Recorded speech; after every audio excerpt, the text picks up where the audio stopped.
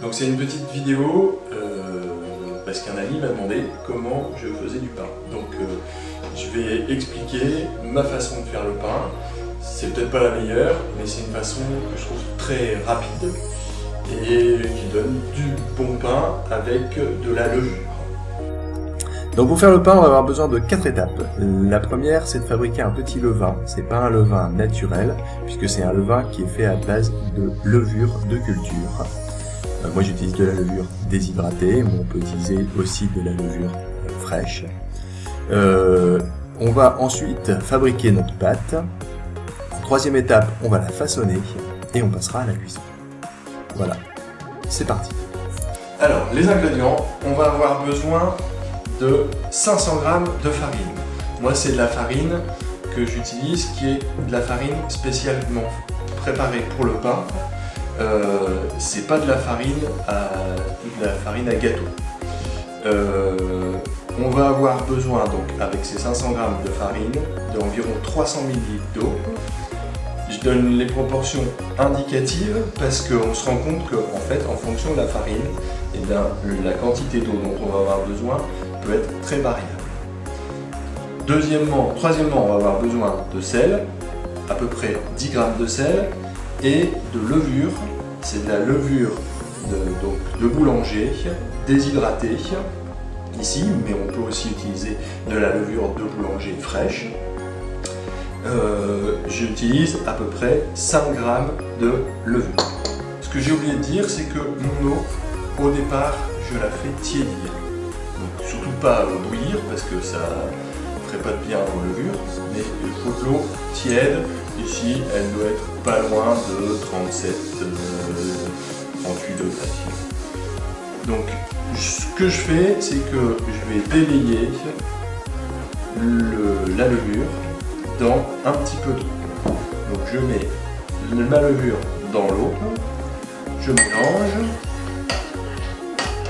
je lui rajoute une pincée de sucre, donc une petite pincée de sucre. C'est pas obligé, mais ça l'aide à démarrer. Et donc je mélange, ça sent déjà bien la levure, et je rajoute dedans un petit peu de la farine. Donc c'est ce qui va nous permettre de préparer le petit levain qui va faire démarrer la pousse du pain. Donc je rajoute un peu de farine. Le but c'est que ce soit un peu liquide, entre liquide et pâteux. Donc là c'est un petit peu trop pâte, donc je vais rajouter un petit peu d'eau. Et donc on va laisser monter ce petit levain. Et on se retrouve donc là dans à peu près un quart d'heure, quand on voit qu'il commence déjà à faire des bulles. Et quand il aura bien doublé de volume, on se retrouve pour fabriquer la pâte.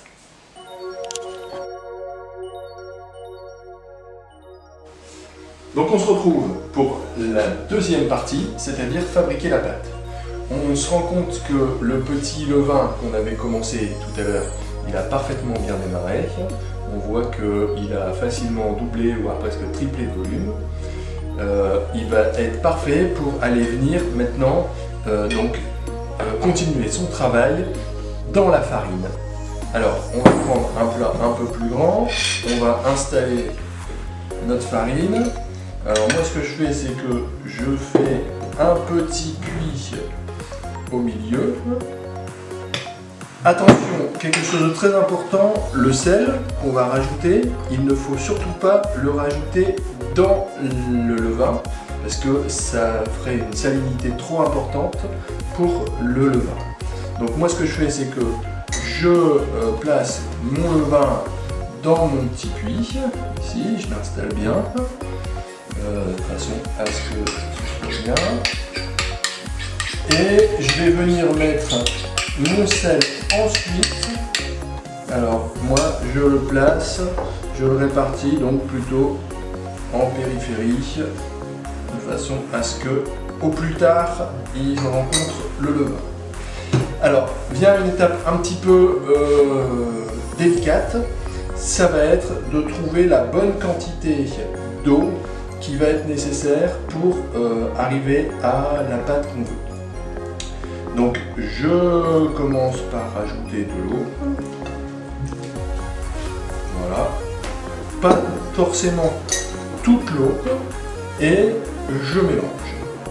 Et là, eh ben, ça se passe un petit peu au feeling, c'est-à-dire qu'on va devoir à chaque fois regarder et adapter la quantité d'eau dont on va avoir besoin. La règle est assez simple. Quand on a une pâte qui est cassante, comme c'est le cas ici, eh bien, c'est une pâte qui a besoin d'eau. Donc on va avoir besoin de rajouter de l'eau. Là, la pâte est clairement cassante, c'est-à-dire qu'elle se sépare facilement en parties. Donc on va rajouter de l'eau qui va lier les choses. Au contraire, quand on constate que la pâte devient collante, c'est-à-dire qu'elle adhère sur la spatule ou les bords, et bien là c'est l'inverse, c'est-à-dire qu'il va falloir rajouter un petit peu de farine. Alors, donc cette étape de fabrication de la pâte, elle n'est pas très longue, elle consiste donc à bien mélanger les différents ingrédients qu'on a eus, le levain, la farine et le sel. Et donc on va arriver comme ça progressivement. Si j'ai besoin de farine, je ne sais pas si je vais avoir besoin de rajouter de la farine ici directement. Je vais prendre le petit... Je vais prendre un peu de farine. Donc là. Donc je rajoute un petit peu de farine autour de la pâte. Voilà. Et on voit qu'ici, on est arrivé à une pâte que je trouve peut-être encore un petit peu collante. On se rend compte que ça colle un petit peu sur les parois. Donc je vais venir rajouter un petit peu de farine. La règle très simple, toujours. Collante, farine, cassante, de l'eau. Et comme ça, progressivement, on finit par assez vite avoir l'habitude de trouver la quantité qui correspond bien. Et là, on a une jolie pâte qui n'est ni cassante ni collante et que je ne travaille pratiquement pas. Je ne fais donc, à part ce mélange, pas vraiment de pétri, je ne le pétris pas. Et donc on va maintenant la laisser reposer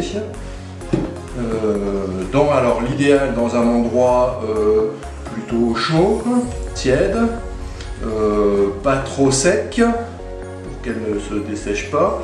Et donc on va rajouter dessus un petit linge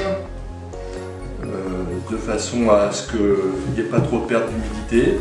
Et donc on se retrouve, quand cette pâte aura bien levé, dans, alors je vais dire de façon indicative, 1 heure, 1 heure et demie, ça peut être 2 heures. Il ne faut pas être pressé, c'est la pâte qui décide, c'est elle qui va nous dire quand elle sera prête. L'indication, c'est qu'il faut que la pâte ait à nouveau à peu près doublé de volume. Donc là on voit à peu près le volume qu'elle occupe dans le saladier. On se retrouve quand elle aura doublé la place qu'elle occupe. Alors, on va récupérer la pâte. Donc là, ça a pris un peu plus de temps que ce que j'avais dit. Il fait un peu froid, je pense que c'est pour ça. Mais donc, pour doubler, la pâte, elle a mis bien 2 heures, un peu plus de 2 heures, 2-3 heures. Et donc, on retrouve, mais ça finit toujours par lever. C'est la pâte qui décide au bout de combien de temps elle veut bien.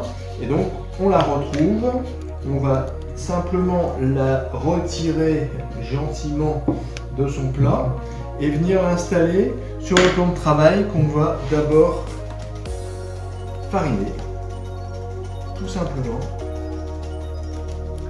Voilà, bien fariner pour qu'elle ne m'attache pas. Et donc on va descendre notre pâte. Un petit peu délicat à ce moment-là.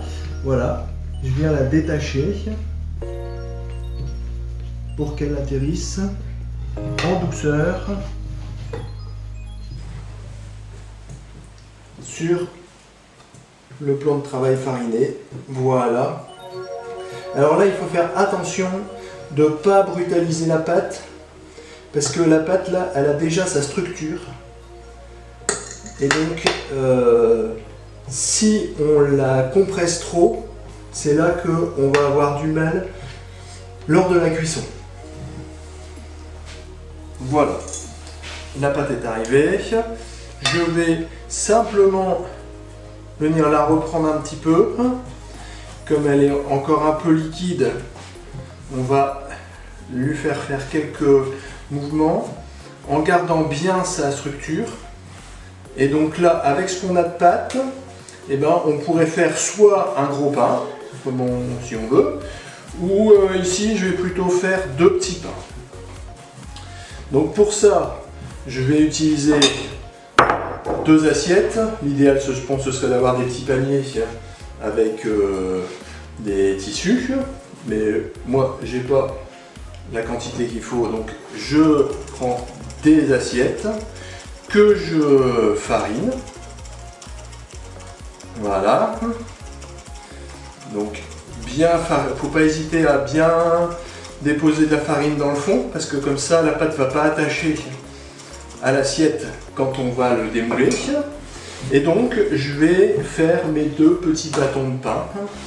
Donc des ciseaux, hop, je découpe. Voilà, ça va me donner un pain. Et donc là, je peux lui donner la forme que je veux. Si j'ai envie, je peux faire des baguettes. Mais là, donc, tout simplement, on va faire 2 boules de pain. Donc, l'étape du façonnage, ça consiste à lui donner la forme. Donc, à nouveau, on va essayer de ne pas trop perturber la pâte, de garder sa structure, même si on veut donner une forme. Et donc, on se retrouve voilà, avec un petit pain qui a bien une forme qu'on veut, et on va le placer à l'envers dans l'assiette. Hop, en voilà un. Et donc pareil avec le deuxième. Donc l'étape est assez facile. On fait les petits bâtons. Voilà. Et donc là maintenant, on va compter encore le deuxième pouce de ces pâtes pendant à peu près une demi-heure, 3/4 d'heure. Ça tombe bien, c'est exactement le temps dont j'ai besoin pour faire chauffer le four. Donc je vais mettre en marche à ce moment-là mon four au thermostat maximum de ce qu'il peut supporter.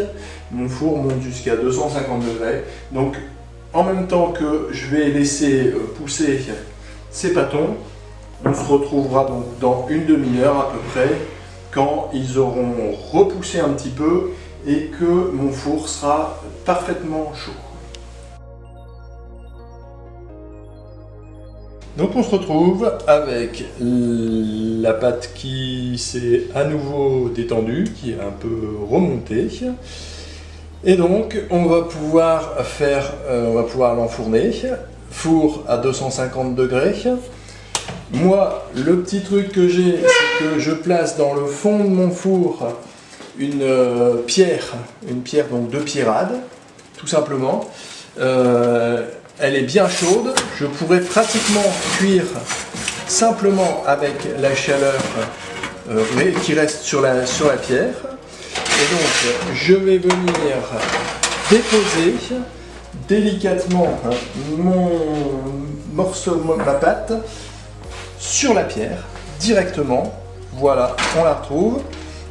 Elle est parfaitement atterrie et je vais faire donc ce qu'on appelle la grigne.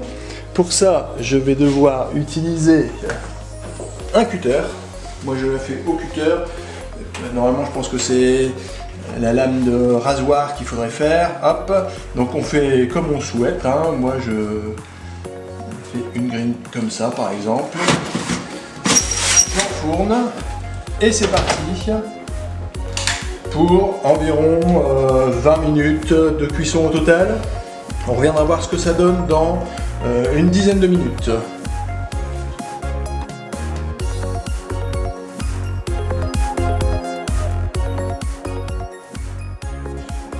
Donc on se retrouve maintenant un bon 10 minutes plus tard. On se rend compte que le pain a bien monté.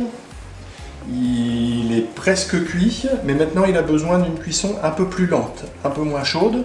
Donc je reprends le pain et je viens le placer sur la grille au-dessus pour qu'il termine sa cuisson à une température plus faible et qu'il soit bien cuit à point. On peut à ce moment-là, si on veut, pulvériser un petit peu d'eau avec un pulvérisateur pour que la croûte soit encore plus jolie. Je ne vais pas le faire aujourd'hui. Et donc je vais enfourner le deuxième qui va venir le suivre. Donc toujours pareil, je le dépose sur ma pierre et je vais le griller. Voilà. Très bien. Ça permet au pain de bien s'ouvrir, de bien continuer à pousser. C'est reparti, et voilà. Donc on se retrouve dans une dizaine de minutes, même pas, pour sortir le premier et repasser le deuxième au-dessus. Et on se retrouve maintenant pour voir le résultat. Suspense, est-ce que le pain est réussi? On dirait que oui. Et donc on va pouvoir sortir le premier pain. Parfait. Si il est bien cuit, il doit sonner. On entend qu'il sonne bien, ça veut dire que tout est cuit, y compris l'intérieur. Voilà, on a notre premier pain. On va peut-être attendre encore un petit peu avant de repasser le deuxième, qui va terminer lui aussi sa cuisson gentiment en haut, avant de ressortir comme son petit frère. Et maintenant, l'étape la plus difficile, c'est qu'il va falloir attendre un petit peu que ça soit moins chaud pour pouvoir le découper et le déguster. Donc on a encore une petite demi-heure d'attente là. C'est cruel parce que ça donne envie d'attaquer tout de suite.